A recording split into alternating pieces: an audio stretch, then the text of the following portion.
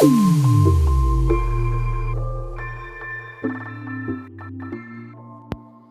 you guessed it, another sewing, but this time we're going to do this short little cute crop cut.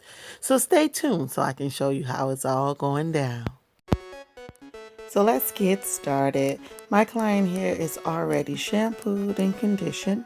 And what I'm doing right now is just blow drying with my blow dryer brush. And this is just to stretch the hair before braiding. I find that in doing this, I don't have to pull so tight to actually braid. And it actually helps to release the kink out a lot quicker than if I tried to do like the stretch method. So right now I am combing and sectioning her sides and her back. I want to get this to lay relatively flat right around the edge. Sometimes I do this molding and place them under the dryer, but we were trying to save on time. This was really late in the evening, and so we were just trying to get it in. So I'm just going to use a little bit of my Pro styling gel, and I'm putting this just on the outside perimeter. So not on any hair that I'm going to be curling, but just the hair that I need to lay flush to her skin.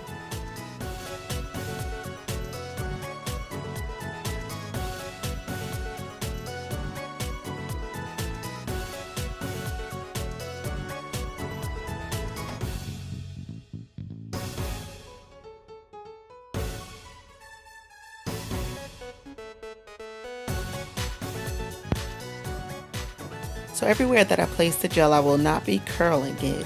Those areas will stay flat. So now that the areas that have been molded are now dry, I'm going to go ahead and line this up right around the hairline.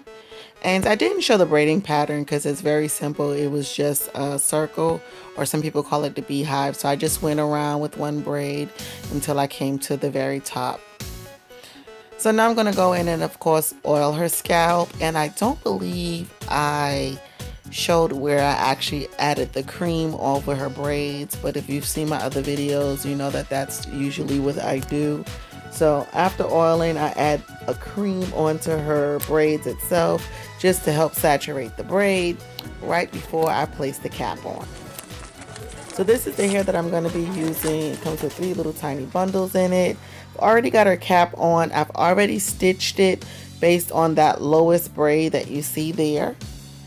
And I'm just going to cut the excess off, and I'm going to leave a little bit, I like to call it a lip, right around the front of her hairline. So though her hairline is thin right in the front, that doesn't mean that we can't still place the tracks there. So by leaving a little bit of a lip, that is going to give me more sewing space, and so her track itself doesn't have to start so far back behind her hairline, or her natural hairline I should say. So this is just a little bit of mango butter. I love it. It smells great. I think I get this from like Dollar General. Really inexpensive. And I'm going to go ahead and curl the lower part of her hair so that this is not in the way, or it's not difficult for me to do once I install the curly hair.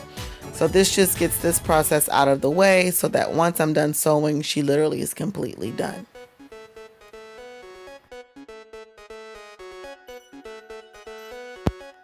So I've already started her install, and I'm being sure to stay literally at the lower end of her neck.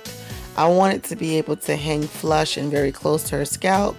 So by doing this, it'll help it to do that. That way the curls that I've previously placed will actually blend very, very well. So I'm not going closest to this lip, and as you see, it is giving me more area for me to be able to sew on. It also allows me to get a lot closer to her natural hairline. And again, I'm being sure to stay right at the edge of this cap.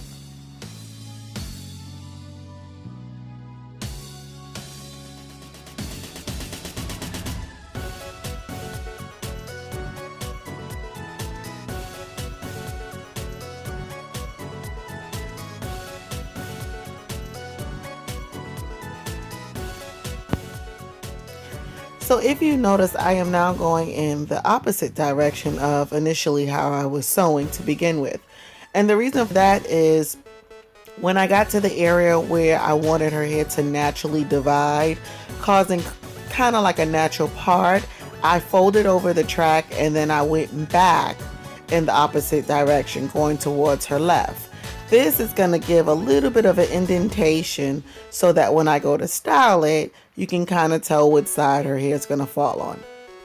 Now, I know by looking at it right now, it just looks like a hot mess, but trust and believe, once I go in there and cut and style, it'll all come to life and it'll all look well.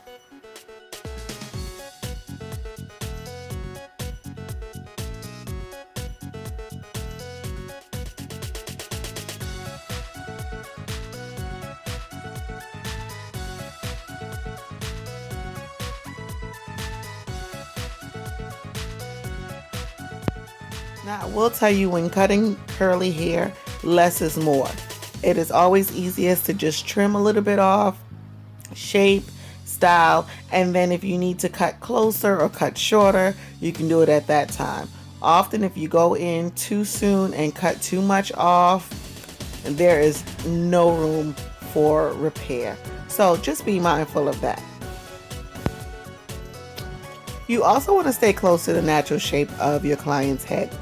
So if they're a little bit more rounder in the back, your best bet is just to kind of cut close to the curve of their head instead of trying to whack it all off, because they'll end up looking flat, and then once they sleep or lay on that hair, it'll start to spread and get spacey. So definitely want to make certain that you accommodate the natural shape of their head.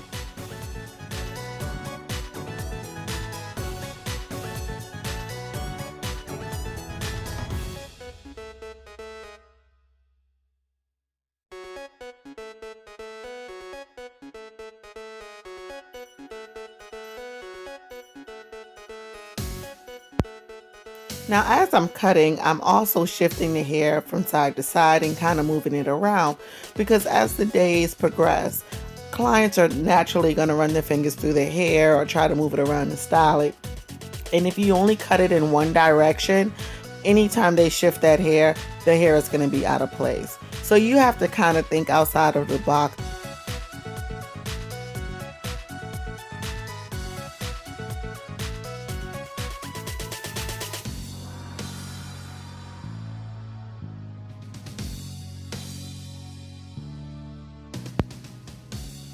So I've clipped the hair in place right around the ends.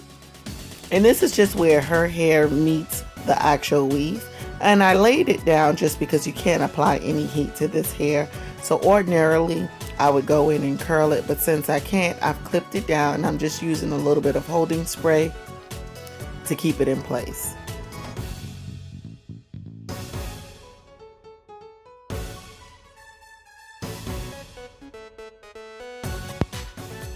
So y'all do not pay her any mind. She always cuts up in my chair. I love her to death. This is the finished look. I hope you guys liked it. I hope it's something that you can recreate for yourself or maybe for a loved one. Also, please don't forget, like, comment, and most importantly, subscribe. I would love to show you more videos to come. Oh, and don't forget to follow me on Instagram and Facebook. Bye, love.